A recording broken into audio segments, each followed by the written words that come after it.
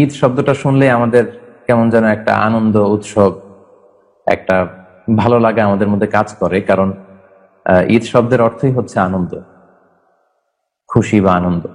আবার ঈদের আরেকটা অর্থ হচ্ছে যেটা বারবার ফিরে আসে, আদা ইয়াউদু থেকে। যেহেতু বছর ঘুরে এটা বারবার আমাদের মাঝে ফিরে আসে, এজন্য ঈদকে ঈদ বলা হয়। এবং আমাদের যে ধর্মীয় উৎসব দুটি, ঈদ উল ফিতর এবং ঈদ উল আজহা, এই উৎসব দুটি বেসিক্যালি চাঁদের সাথে সম্পৃক্ত আমরা জানি। কারণ আমরা যখন সিয়াম পালন শুরু করেছি, সেটাও আমরা চাঁদ দেখে শুরু করেছি, এবং ঈদ উদযাপন, ঈদ সেলিব্রেশন, এটাও কিন্তু চাঁদের সাথে সম্পৃক্ত। কারণ আল্লাহর হাবিব সাল্লাল্লাহু আলাইহি ওয়াসাল্লাম ইরশাদ করেছেন সহিহ বুখারীর বর্ণনায়, সুমু লিরুইয়াতিহি ওয়া আফতিরু লিরুইয়াতিহি, অর্থাৎ তোমরা চাঁদ দেখে সিয়াম পালন শুরু করবে এবং চাঁদ দেখে তোমরা সিয়াম ভঙ্গ করে ঈদ উদযাপন শুরু করবে। অর্থাৎ এটা মুন সাইটিং এর সাথে সম্পৃক্ত। আমরা যে ভূখণ্ডে আছি সেই ভূখণ্ডে যখন আমরা রমাদানের চাঁদ দেখেছি, আমরা সিয়াম পালন শুরু করেছি, তারপরের দিন থেকে আবার যখন আমরা শাওয়ালের চাঁদ দেখবো, আমরা তখন আবার এরপরের দিন ঈদ উল ফিতর উদযাপন করবো ইনশাআল্লাহ। আগামীকাল আমরা ঈদ উদযাপন করব। যদিও এখন জ্যোতির্বিজ্ঞান বা অ্যাস্ট্রোলজি এগুলোর এতটাই উন্নতি সাধিত হয়েছে, ফলে অনেক আগ থেকেই চাঁদের ঘূর্ণায়মান প্রক্রিয়া এটাকে দেখে গবেষকরা আগে থেকে নির্ধারণ করতে পারেন যে কবে কোন মাস শুরু হতে যাচ্ছে, কবে কোন মাস শেষ হতে যাচ্ছে। কিন্তু আল্লাহ রাসূল সাল্লাল্লাহু আলাইহি ওয়াসাল্লাম কিন্তু চাঁদ দেখে সিয়াম পালন এবং চাঁদ দেখে রোজা রাখার ব্যাপারে আমাদেরকে আদেশ করেছেন। এবং আমরাও যখন ছোট ছিলাম, আমার মনে পড়ে বাংলাদেশে আমরা বাসার ছাদে উঠে চাঁদ দেখতে চাইতাম। সবাই মিলে খুব উৎসব মুখর পরিবেশে আমরা এই চাঁদ দেখার বিষয়টা কিন্তু আমরা তখন পালন করতাম। বাট এখন আগে থেকে আমরা অনেক কিছু আন্দাজ করতে পারি বিধায় হয়তো ওইভাবে পালিত হয় না। চাঁদ দেখা কমিটি ওনারা বসেন, কিন্তু আমরা কিন্তু ওইভাবে দেখি না। সো এটা একটা হারিয়ে যাওয়া সুন্নাহ আমরা বলতে পারি, যে আল্লাহ রাসূল সাল্লাল্লাহু আলাইহি ওয়াসাল্লাম সাহাবারা ওনারা চাঁদ দেখে সিয়াম পালন করতেন, চাঁদ দেখে ওনারা ঈদ উদযাপন করতেন। এবং চাঁদ দেখে আল্লাহ রাসূল সাল্লাল্লাহু আলাইহি ওয়াসাল্লাম একটা চমৎকার দোয়া পড়তেন। তিনি পড়তেন, আল্লাহুম্মা আহিল্লাহু আলাইনা বিল আমনি ওয়াল ঈমান ওয়াস সালামাতি ওয়াল ইসলাম রব্বি ওয়া রব্বুকাল্লাহ। অর্থাৎ, হে আল্লাহ, আপনি নিরাপত্তার সাথে, ঈমানের সাথে, শান্তির সাথে, ইসলামের সাথে আপনি এই চাঁদকে, নতুন চাঁদকে আমাদের মাঝে উদিত করুন, এবং আমাদের রব এবং তোমাদের রব হচ্ছেন একমাত্র আল্লাহ তাআলা। তাহলে সম্মানিত সুধী, এই হারিয়ে যাওয়া সুন্নাতটা যদি আমাদের সুযোগ হয়, আজকে মাগরিবের নামাজের পরে আমরা চাঁদ দেখার মধ্য দিয়ে ঈদের আনন্দ উৎসব এটা আমরা শুরু করতে পারি। যেহেতু রাসূল সাল্লাল্লাহু আলাইহি ওয়াসাল্লাম অর্ডার করেছেন যে সুমু লিরুইয়াতিহি ওয়া আফতিরু লিরুইয়াতিহি। ঈদ যে আমাদের চমৎকার একটা আনন্দ ঘন পরিবেশ সৃষ্টি করে, আল্লাহর হাবিব সাল্লাল্লাহু আলাইহি ওয়াসাল্লাম নিজেও এটা ১৫০০ বছর আগে ঘোষণা দিয়ে গিয়েছেন। আল্লাহর হাবিব সাল্লাল্লাহু আলাইহি ওয়াসাল্লাম বলেছেন যে লিস-সাইমি ফারহাতান, ফারহাতুন ইনদা ফিতরিহি ওয়া ফারহাতুন ইনদা লিকাই রাব্বিহ, সহিহ বুখারীর বর্ণনা। অর্থাৎ যারা সিয়াম পালন করে তাদের জন্য দুইটা আনন্দ। এক হচ্ছে ফারহাতুন ইনদা ফিতরি, সে যখন ইফতার করে, অথবা সে যখন 30 দিন সিয়াম পালন করার পরে যখন রোজা ভঙ্গ করে ঈদ উৎসব করতে যায়, তখন তার একটা আনন্দ। আরেকটা আনন্দ তার জন্য বাকি থেকে যায়, জমা থেকে যায়, সেটা হচ্ছে ফারহাতুন ইনদা লিকাই রাব্বিহ, in the day of judgement. সে যখন আল্লাহ তাআলার সাথে সাক্ষাৎ করবে, সরাসরি যখন সে আল্লাহকে দেখতে পাবে, ওই দিন হবে তার জন্য আরেকটা আনন্দ ঘন দিন। তাহলে সিয়াম পালনকারীদের জন্য দুইটি আনন্দের ঘোষণা দিয়েছেন। এক হচ্ছে ঈদের দিনের আমাদের যে আনন্দ, সেটা একটা আনন্দ। আরেকটা হচ্ছে এই সিয়াম পালন করার পরে এর প্রতিদান সরাসরি ডিরেক্টলি রিসিভ করার জন্য আমরা যখন কিয়ামত দিবসে আল্লাহ তাআলার সাথে সাক্ষাৎ করব, বা জান্নাতে আল্লাহকে যখন আমরা সরাসরি দেখতে পাবো, সেটা হবে আমাদের জন্য সবচাইতে বড় আনন্দ। এবং আমরা জানি যে আমাদের এন্টায়ার মুসলিম কমিউনিটি আমরা দুইটা ঈদ উৎসব পালন করে থাকি। একটা হচ্ছে ঈদ উল ফিতর এবং ঈদ উল আজহা। এটা হচ্ছে আমাদের দ্য বিগেস্ট কার্নিভ্যাল বলা যায়, আকবরুল মেহেরজান আল ইসলামী, দ্য বিগেস্ট রিলিজিয়াস ফেস্টিভ্যাল, আমাদের সবচেয়ে বড় দিনী উৎসব, আমাদের সবচেয়ে বড় ধর্মীয় উৎসব। একটা হচ্ছে ঈদ উল ফিতর, আর একটা হচ্ছে ঈদ উল আদহা। এটা সূচনাটা, এই আনন্দ উৎসবের সূচনাটা কবে থেকে হয়, কিভাবে শুরু হয়েছে, সে ব্যাপারে যদি আমরা বলি, এক্ষেত্রে আমরা মুসনাদে আহমদ ইবনে হাম্বলের একটা হাদিস উল্লেখ করতে পারি। হাদিসটির সনদ সহিহ। আনাস রাদিয়াল্লাহু তাআলা আনহু থেকে বর্ণিত, তিনি বলেন, আল্লাহর হাবিব সাল্লাল্লাহু আলাইহি ওয়াসাল্লাম যখন মদিনায় আসলেন, তখন তিনি দেখতে পেলেন যে মদিনার লোকেরা, আউস খাজরাজের এরা বছরের 2টি দিন খুব আনন্দ উৎসব করে, খেলাধুলা করে, এবং তারা খুব ভাব গাম্ভীর্যের সাথে, আনন্দের সাথে এই 2টা দিনকে তারা সেলিব্রেট করে। তো আল্লাহ রাসূল সাল্লাল্লাহু আলাইহি ওয়াসাল্লাম আউট অফ কিউরিওসিটি, খুব আগ্রহ ভরে তাদেরকে জিজ্ঞেস করলেন যে মা হাযান আল ইয়াওমান, এই দিন দুইটা কিসের দিন যে এই দুইটা দিনে তোমরা মদিনাতে এত আনন্দ উৎসব করো? তখন তারা উত্তরে বলল যে ফলু কুন্না নালা আবু ফিহিমা ফিল জাহিলিয়া, আমরা জাহিলি যুগে অনেক আগ থেকে, এটা আমাদের ভেরি এনশিয়েন্ট ট্র্যাডিশন, অনেক আগ থেকে আমরা এই 2 দিন খুব আনন্দ উৎসব করতাম, খেলাধুলা করতাম। সো ওইটার ধারাবাহিকতায় আমরা এখনো এই 2 দিন খেলাধুলা করে থাকি বা আনন্দ উৎসব করে থাকি। তখন আল্লাহ রাসূল সাল্লাল্লাহু আলাইহি সাল্লাম এই প্রথম আমাদের ঈদ উৎসবের ব্যাপারে তিনি ইন্ট্রোডিউস করলেন। তিনি বললেন যে ইন্নাল্লাহা ক্বাদ আবদালাকুম বিহিমা খায়রাম মিনহুমা, নিশ্চয় আল্লাহ তাআলা ওই জাহেলি যুগে যে 2টা দিন তোমরা সেলিব্রেট করতে, আনন্দ উৎসব করতে, তার চাইতে শ্রেষ্ঠ 2টা দিন দিয়ে তোমাদেরকে অল্টার করে দিয়েছেন, পরিবর্তন করে দিয়েছেন। অর্থাৎ জাহেলি যুগের ওই 2 দিনের আর উৎসবের, খেলাধুলার কোনো কিছুর অ্যারেঞ্জমেন্টের দরকার নাই, বরং তার চাইতেও শ্রেষ্ঠ 2টা দিন উৎসবের জন্য, আনন্দমুখর পরিবেশে সেগুলোকে সেলিব্রেট করবার জন্য আল্লাহ তাআলা তোমাদের দিয়েছেন। সেগুলো কি? একটা হচ্ছে ইয়ামুল আদহা, আর একটা হচ্ছে ইয়ামুল ফিতর। আগামীকাল যেটা আমরা পালন করব ঈদুল ফিতর শাওয়ালের 1 তারিখে, আরেকটা হচ্ছে ইয়ামুল আদহা, যেটা আরাফার দিনের পরের দিন, হজের পরের দিন 10 জিলহজ আমরা সেলিব্রেট করব। সম্মানিত সুধী, তাহলে এভাবে মূলত ইসলামে যে আমরা ঈদ উৎসবের কথা বলে থাকি, ঈদুল ফিতর, ঈদুল আজহা, এটার সূচনাটা এভাবে বা এটার ইতিহাসটা এভাবে শুরু হয়। এবং এই 2টা দিনকে বলা হয় যে ইয়ামু আকলিন ওয়া শুরবিন ওয়া বিআলিন ওয়া ফারাহিন ওয়া সুরুর, মানে এই 2টা দিন হচ্ছে খাওয়া, পান করা, আনন্দ উৎসব, হ্যাঁ, এগুলোর দিন। এবং এই 2 দিনে কিন্তু রোজা রাখাও হারাম। বছরে 5টি দিনকে রোজা রাখাকে আল্লাহ তাআলা হারাম করেছেন, ঈদের 2 দিন আর ঈদুল ফিতরের দিন, ঈদুল আজহার দিন, এই 2 দিন, আর ঈদুল আজহার পরের আরো 3 দিন। কারণ এই দিনগুলোকে বলা হয় আইয়ামু দিয়াফাতিল্লাহ, আল্লাহ তাআলার মেহমানদারি চলছে এই দিনগুলোতে। সো মেহমান, আল্লাহ তাআলা মেহমানদারি করবে আর আমরা সেটা গ্রহণ করবো না, অ্যাকসেপ্ট করবো না, সেটা তো হতে পারে না। সো এই দিনগুলোতে কিন্তু রোজা রাখাকে এই জন্য ইসলামী শরিয়া হারাম ঘোষণা করেছে। এবং এই ঈদের দিনগুলোতে একটু আনন্দ উৎসব করা, একটু খেলাধুলা করা, তারপর হালাল যে এন্টারটেইনমেন্ট, বিনোদন, ছোট বাচ্চাদের নাচা গানা, এই বিষয়গুলো কিন্তু ইসলাম অ্যালাউ করেছে। আমরা কিছু হাদিস আপনাদের সামনে উপস্থাপন করতে চাই। ঈদের দিনে মসজিদে নববীর পাশে আহলুস সুদান, সুদানি সাহাবারা, নিগ্রু যে সাহাবারা আছে, তারা খেলাধুলা করত। তারা তীর দিয়ে এবং ঢাল দিয়ে তারা খেলাধুলা করত। এবং সহিহ বুখারীর বর্ণনায় এসেছে যে আল্লাহ রাসূল সাল্লাল্লাহু আলাইহি ওয়াসাল্লাম সেই খেলা উপভোগ করছিলেন ঘর থেকে। আমরা জানি যে আল্লাহর হাবিব সাল্লাল্লাহু আলাইহি ওয়াসাল্লামের ঘরগুলো ছিল মসজিদে নববীর সাথে অ্যাটাচ করা। যতজন স্ত্রী, প্রত্যেক স্ত্রীর জন্য তিনি একটা করে ঘর দিয়েছিলেন। ওনার নিজের আলাদা করে ঘর ছিল না। ওই স্ত্রীদের ঘরগুলোতে, আমাদের আম্মা জান, ওনাদের ঘরগুলোতে আল্লাহ রাসূল সাল্লাল্লাহু আলাইহি ওয়াসাল্লাম দিনাতিপাত করতেন বা রাত্রি যাপন করতেন। তো রাসূল সাল্লাল্লাহু আলাইহি ওয়াসাল্লাম যখন খেলা দেখছিলেন, আম্মা জান আয়েশা রাদিয়াল্লাহু তাআলা আনহা উনিও খেলা দেখার জন্য একটা আগ্রহ পোষণ করলেন, কিন্তু উনি তো পর্দার বাইরে এসে খেলা দেখতে পারবেন না। তখন আল্লাহর হাবিব সাল্লাল্লাহু আলাইহি ওয়াসাল্লাম আম্মা জান আয়েশাকে বললেন যে, আয়েশা, এই যে তীর আর ঢাল দিয়ে যে ওরা খেলছে, তুমি কি দেখতে চাচ্ছ? এই খেলা উপভোগ করতে চাচ্ছ? হাদিসের টেক্সটটা ছিল এরকম, তাশতাহিন তানজুরিন, মানে তুমি কি এই খেলা উপভোগ করতে চাচ্ছ আয়েশা? আম্মা জান আয়েশা বলেন, ফাকুলতু নাম, হ্যাঁ, আমিও আপনার সাথে খেলাটা দেখতে চাই।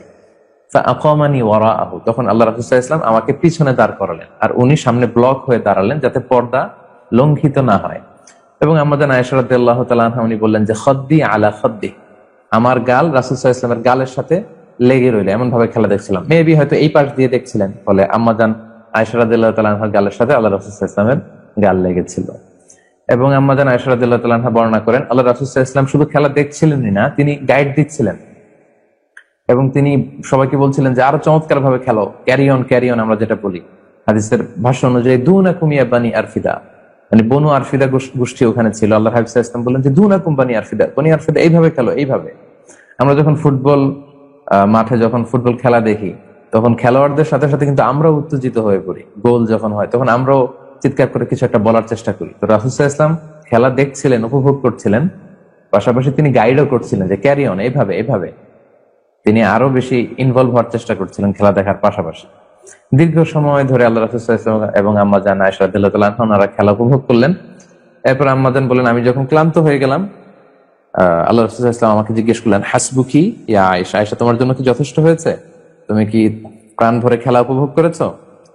আম্মা জান আয়েশা বললেন, জি, আমার দেখা হয়ে গিয়েছে। আল্লাহর হাবিব সাল্লাল্লাহু আলাইহি ওয়াসাল্লাম বললেন, ফাযহাবি, তাহলে তুমি এখন যাও।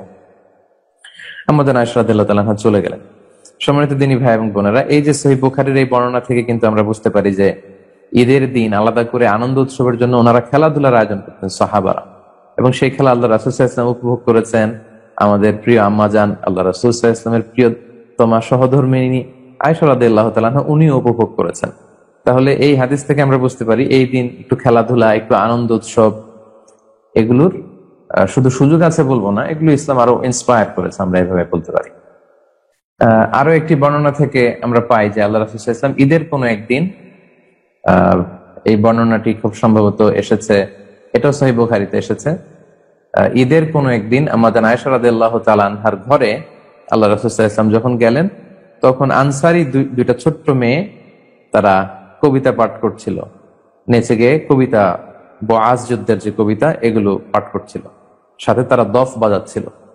In the meantime Abu Bakr রাদিয়াল্লাহু তাআলা আনহু তিনি ঘরে প্রবেশ করলেন। ঘরে প্রবেশ করে দেখলেন যে রাসূল সাল্লাল্লাহু আলাইহি ওয়াসাল্লাম শুয়ে আছেন, আর পাশে দুইটা আনসারী ছোট্ট মেয়ে তারা দফ বাজিয়ে নেচে গিয়ে বোয়াজ যুদ্ধের যে কাহিনী, অর্থাৎ জাহিলি যুগে আউস এবং খাজরাজের একটা ঐতিহাসিক যুদ্ধ ছিল যেটা অনেক লম্বা সময় ধরে চলছিল, সেটার গান বা কবিতা তারা আবৃত্তি করছিল। আবু বকর রাদিয়াল্লাহু তাআলা আনহু এই দৃশ্য দেখে তিনি রেগে গেলেন। তিনি বললেন, আমি মিজমারাতুশ শাইতানি ফি বাইতি রাসূলিল্লাহ, আল্লাহর রাসূলের ঘরে শয়তানের মিজমার, মিউজিক বা বাজনা, বের হও তোমরা। আবু বকর রাদিয়াল্লাহু তাআলা আনহুকে যখন রেগে যেতে দেখলেন আল্লাহ রাসূল সাল্লাল্লাহু আলাইহি ওয়াসাল্লাম উঠে আসলেন, উঠে এসে বললেন, দা'হুমা ইয়া আবু বকর, হে আবু বকর থাক, ছেড়ে দাও না, ছাড়ো না, অসুবিধা নেই, কারণ ইন্না লিকুল্লি কওমিন ঈদান ওয়া হাযা ঈদুনা, নিশ্চয়ই প্রতিটি জাতি গোষ্ঠীর আনন্দ উৎসবের একটা দিন থাকে, যে দিনে তারা খুব বেশি আনন্দ উৎসব করে, উৎফুল্ল থাকে, তাদের উচ্ছ্বাস প্রকাশ করে। তো আমাদের মুসলিম কমিউনিটির জন্য আজকের দিনটা হচ্ছে সেই আনন্দ উৎসবের দিন। সো তারা একটু আনন্দ উৎসব, একটু দফ বাজানো, কবিতা আবৃত্তি করে এগুলো করতেই পারে, তাদেরকে ছাড়ো। তো এই হাদিস থেকেও কিন্তু বোঝা যাচ্ছে যে আল্লাহ রাসূল সাল্লাল্লাহু আলাইহি ওয়াসাল্লাম আবু বকর রাদিয়াল্লাহু তাআলা আনহুকে নিষেধ করছেন যে তাদের উপর তুমি চটে যেও না, রেগে যেও না, কারণ আজকে আমাদের ঈদের দিন, আজকে আমাদের আনন্দের দিন। তাহলে সহিহ বুখারীর এক হাদিস থেকে দেখলাম যে মসজিদে নববীর পাশে সাহাবারা খেলাধুলার আয়োজন করতেন, আল্লাহ রাসূল সাল্লাল্লাহু আলাইহি ওয়াসাল্লাম এবং আম্মাজান আয়েশা রাদিয়াল্লাহু তাআলা আনহা ওনারা এটা উপভোগ করেছেন। এই হাদিস থেকে দেখলাম ছোট্ট মেয়েরা তারা বোয়াজ যুদ্ধের গান গাচ্ছিল, কবিতা আবৃত্তি করছিল দফ বাজিয়ে বাজিয়ে। আবু বকর রাদিয়াল্লাহু তাআলা আনহু যখন রেগে গেলেন আল্লাহ রাসূল সাল্লাল্লাহু আলাইহি ওয়াসাল্লাম নিষেধ করলেন। তাহলে এ থেকে বোঝা যায় এই দিনগুলো হচ্ছে আমাদের আনন্দ উৎসবের দিন। আমরা বৈধ যে কোনো ধরনের আনন্দ উৎসব করতে পারি, আমরা ছেলেরা আমাদের মতো করে আমরা গ্যাদারিং করতে পারি, উৎসব করতে পারি, আমাদের বোনেরা তাদের মতো করে তারা ফ্যামিলি গ্যাদারিং করতে পারে। কিন্তু এখানে প্রাপ্তবয়স্ক কোনো নারী পুরুষ মিক্স আপ করে, মিক্সিং করে, ফ্রি মিক্সিং করে গ্যাদারিং গুলো করা যাবে না। ছেলেরা ছেলেদের পোর্শনে, মেয়েরা মেয়েদের পোর্শনে, আর ছোট্ট অপ্রাপ্তবয়স্ক ছেলে মেয়েরা তারা নেচে গেয়ে কোনো ধরনের আনন্দ উৎসব প্রকাশ করলে এতে দোষণীয় কিছু নেই, বরং এটা ঈদের সাথে বেশ সামঞ্জস্যশীল বলে আমরা মনে করি। এটাকে উৎসব হিসেবে পেশ করার জন্য যে সমস্ত হাদিসগুলো আছে সেগুলো আমরা আপনাদের সাথে শেয়ার করলাম। এ পর্যায়ে আগামীকাল যেহেতু আমরা ঈদ উল ফিতর সেলিব্রেট করতে যাচ্ছি, কিভাবে আমরা ঈদ উল ফিতর সেলিব্রেট করব এবং আল্লাহ রাসূল সাল্লাল্লাহু আলাইহি ওয়াসাল্লাম এবং সাহাবারা ওনারা কিভাবে ঈদ উদযাপন করতেন এই ব্যাপারে আমরা কিছু কথা বলবো। সর্বপ্রথম যে ব্যাপারটি আমি বলবো, যে যেহেতু আগামীকাল আমরা ঈদ উদযাপন করতে যাচ্ছি, আমাদের যাদের সাদাকাতুল ফিতর বাকি আছে এই সাদাকাতুল ফিতরটা আমাদের আদায় করে দিতে হবে। এটা কেন আদায় করতে হয়? এটাকে রাসূল সাল্লাল্লাহু আলাইহি ওয়াসাল্লাম আমাদের জন্য ফরজ করেছেন বা ওয়াজিব করেছেন। এর কারণ হচ্ছে আল্লাহর হাবিব সাল্লাল্লাহু আলাইহি ওয়াসাল্লাম বলেছেন যে দুইটা এখানে রিজন আছে বা সিগনিফিকেন্স আছে এই সাদাকাতুল ফিতরের। এক হচ্ছে তুহরাতান লিসাইমি মিনাল লাগবি ওয়ার রাফাস, অর্থাৎ রোজা রাখতে যে আমরা হয়তো কিছু ভুল ত্রুটি করে ফেলেছি, এই ভুল ত্রুটিগুলো থেকে আল্লাহ তাআলা যেন আমাদেরকে ত্রুটিমুক্ত করেন, কিংবা আমাদেরকে পিউরিফিকেশনের জন্য এই সাদাকাতুল ফিতরকে ওয়াজিব করে দেওয়া হয়েছে। এই সাদাকাতুল ফিতর যদি আমরা দেই তাহলে যে ভুল ত্রুটিগুলো হলো এগুলো আল্লাহ মাফ করে দিয়ে পুরো সিয়ামকে আল্লাহ তাআলা কবুল করে নেবেন। সাদাকাতুল ফিতরের আরেকটা সিগনিফিকেন্স হচ্ছে তুআমাতান লিল মাসাকিন, মিসকিনদের, যারা সুবিধা বঞ্চিত, অসহায়, অসচ্ছল, গরিব মিসকিন, ঈদের দিনে তাদের ঘরে যেন পর্যাপ্ত খাবার থাকে এটা এনশিওর করা।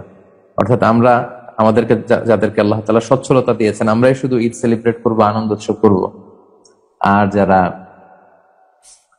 অসচ্ছল তারা ঈদ উদযাপন করতে পারবে না, খাবার দাবার খেতে পারবে না, এটা তো আসলে সুন্দর হয় না ব্যাপারটা। ইসলাম আমাদেরকে এরকম উৎসাহিত করে না, আমাদেরকে বলেছে যে সবার ঘরে ঘরে যাতে আনন্দ পৌঁছে যায়, এজন্য সাদাকাতুল ফিতরের এই ব্যবস্থাপনা করা হয়েছে। তাহলে দুইটা কারণ, এক হচ্ছে আমাদের রোজার ভুল ত্রুটি মাফ করে দেয় এর মাধ্যমে, আরেকটা হচ্ছে তুআমাতান লিল মাসাকিন, মিসকিনরা, গরিব মিসকিনরাও যাতে ওই দিন তাদের ঘরে ফুড এনশিওর করার জন্য তারাও যাতে কিছু খেতে পারে এবং এই ঈদকে আনন্দের সাথে উদযাপন করতে পারে।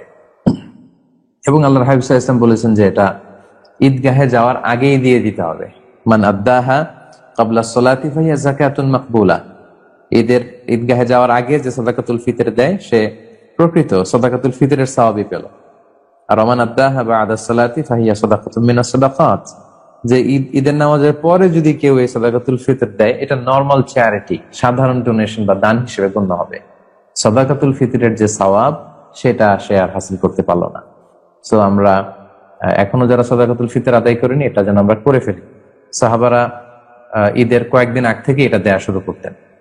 সো আমরা আজকেই করে ফেলি। বাংলাদেশে যারা আছি যদি আমাদের আদায় না হয়ে থাকে আমরা আজকেই যেন দিয়ে ফেলি, অথবা আগামীকাল আপনাদের সর্বশেষ সুযোগ আছে, আপনারা এটা আদায় করে ফেলবেন।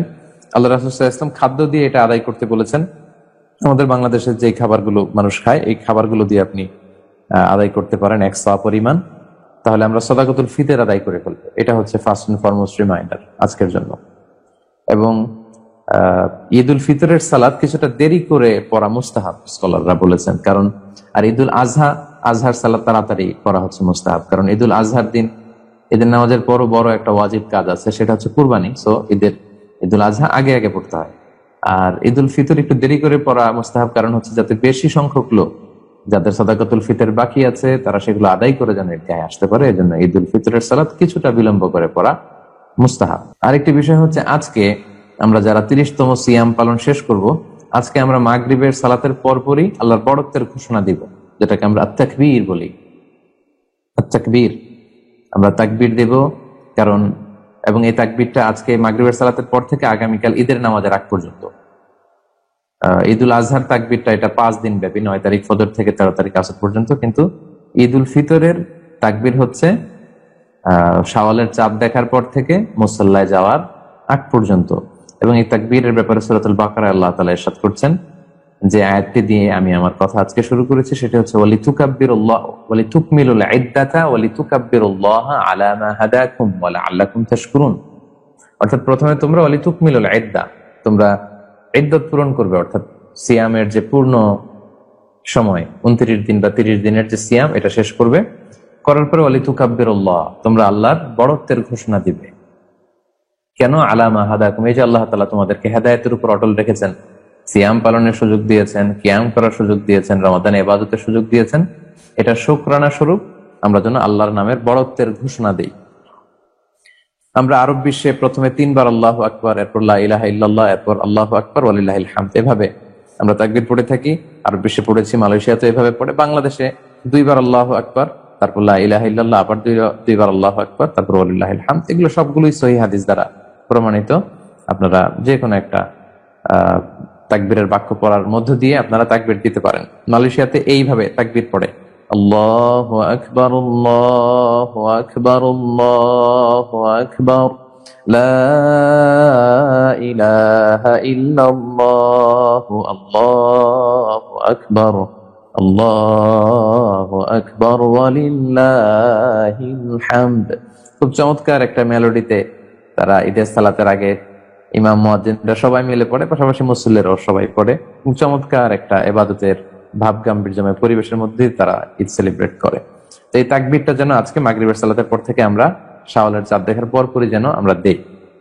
ঈদের সালাতের ক্ষেত্রে ঈদের দিন সকালবেলা গোসল করা হচ্ছে মুস্তাহাব।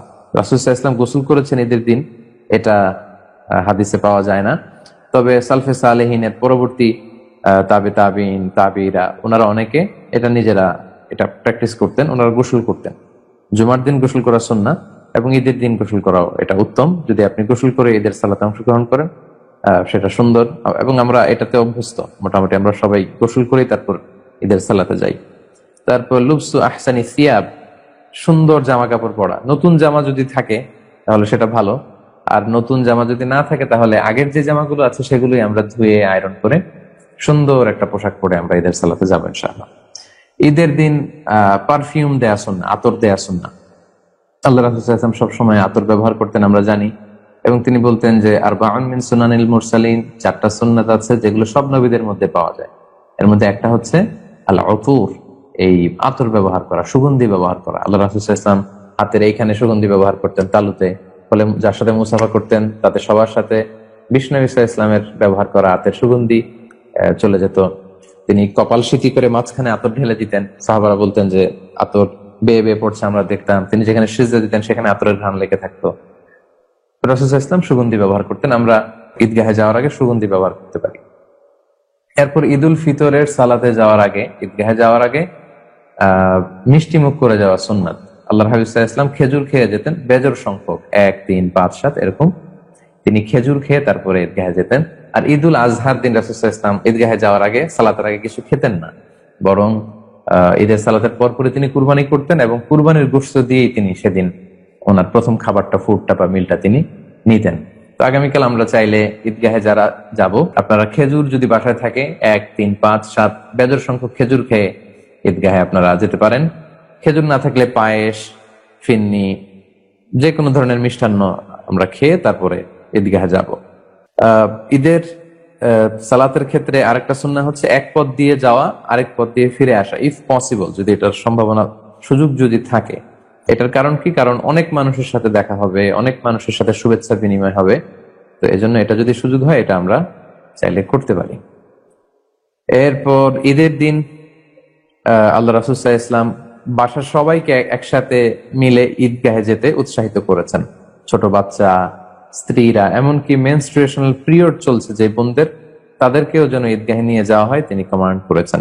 এর কারণ কি? কারণ এটা হচ্ছে আমাদের একটা ফেস্টিভ্যাল, একটা রিলিজিয়াস ফেস্টিভ্যাল। এটা আমাদের the biggest festival of Muslim community.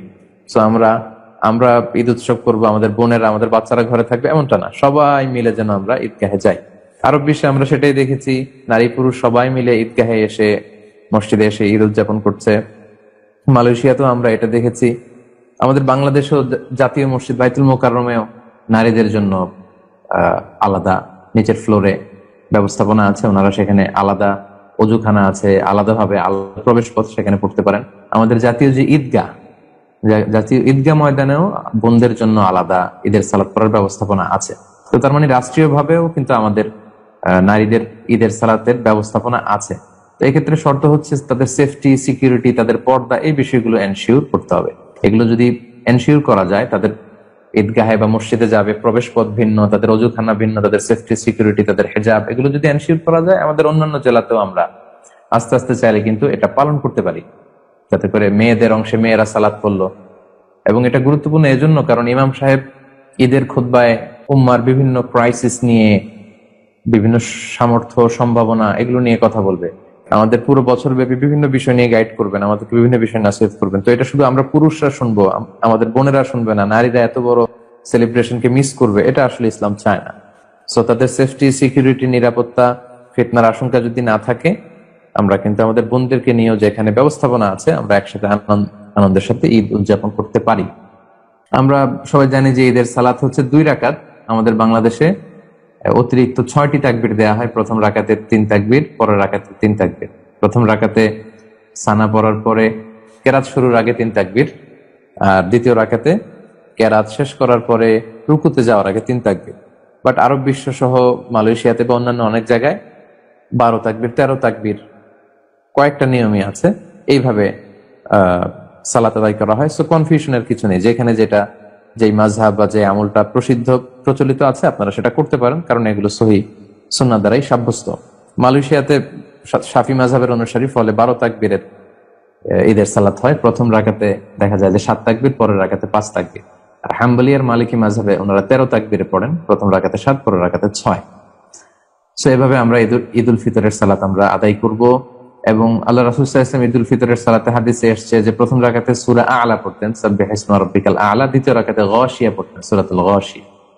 আরেক বর্ণনা এসেছে প্রথম রাকাতে সূরা কাফ পড়তেন এবং দ্বিতীয় রাকাতে তিনি সূরাতুল কামার পড়তেন। এগুলো আবশ্যকীয় কিছু না, যেহেতু হাদিস আমরা পাই, আমাদের প্রিয় নবী সাল্লাল্লাহু আলাইহি ওয়াসাল্লাম তিনি এভাবে ঈদের সালাত পড়তেন। আমরা চাইলে এই সূরাগুলো দিয়ে পড়তে পারি। ঈদের সালাতের পরে আরেকটা যে ব্যাপার রয়েছে সেটা হচ্ছে ঈদের খুতবা। এটা ঈদের খুতবা দেয়া সুন্নাহ। এবং একটু আগে আমি বলেছি যে একজন ট্রু খতিব, ভালো খতিব, একজন যোগ্য খতিব, তার কাজ হচ্ছে পুরা মুসলিম উম্মার সমস্যার সম্ভাবনা নিয়ে উম্মাকে ইনস্ট্রাক্ট করা, গাইড করা। তো এই খুতবাগুলো ওই রকমই হওয়া উচিত। এবং খুতবার পরে আমাদের ঈদের সালাতের, ঈদুল ফিতরের সালাতের যে আনুষ্ঠানিকতা, এটা শেষ হয়ে যায়। এরপর আমরা শুভেচ্ছা বিনিময় করতে পারি। সাহাবারা ঈদের দিন একে অপরের সাথে দেখা হলে ওনারা পড়তেন তাকাব্বালাল্লাহু মিন্না ওয়া মিনক, অর্থাৎ আল্লাহ তাআলা আমাদের পক্ষ থেকে তো আপনাদের পক্ষ থেকে আমাদের নেক কাজগুলো কবুল করে নিক। এই যে পুরো মানে রমাদানে, লং পিরিয়ড অফ টাইমে, হোল দ্য রমাদানে আমরা সিয়াম, আমাদের কিয়াম, আমাদের তেলাওয়াত, আমাদের সাদাকা এগুলো করলাম, আল্লাহ তাআলার কাছে আমরা দোয়ার মতো করে এটা কিন্তু বলতে পারি যে তাকাব্বালাল্লাহু মিন্না ওয়া মিনক, মানে আল্লাহ তাআলা আমার ইবাদত আপনার ইবাদত এগুলো কবুল করে নিক।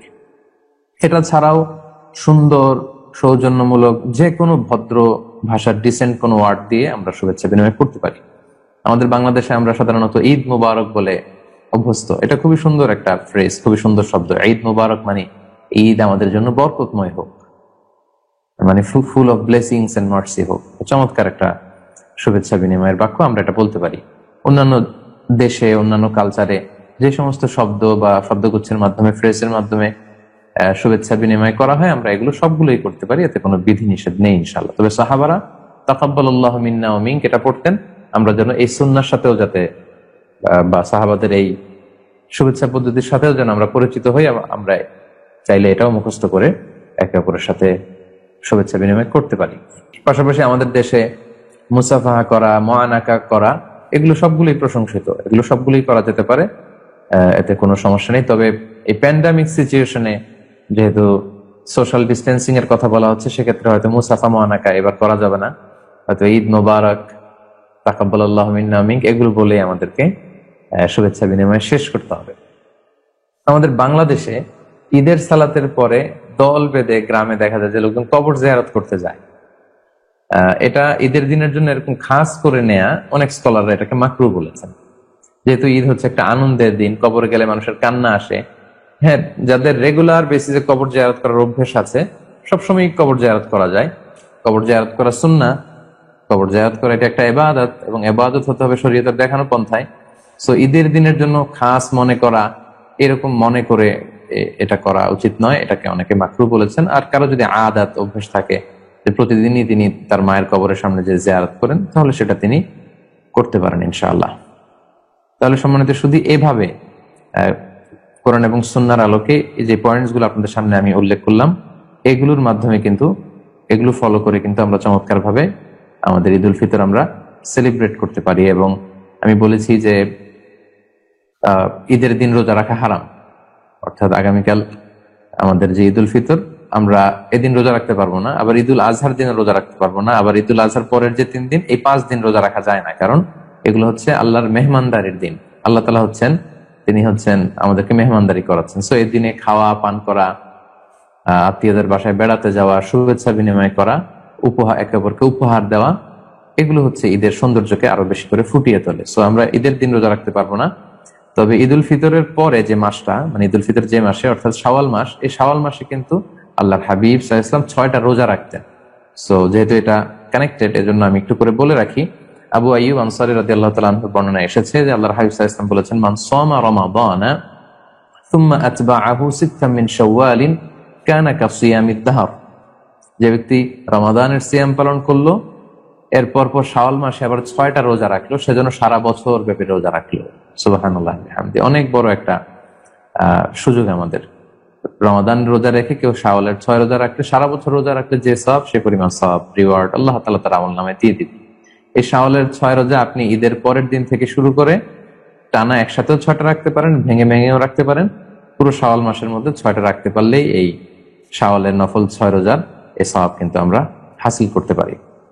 তো সম্মানিত সুধী মণ্ডলী, এই ছিল ইসলামের দৃষ্টিতে ঈদ উদযাপনের ব্যাপারে আমার সংক্ষিপ্ত কিছু রিমাইন্ডার, কিছু আলোচনা।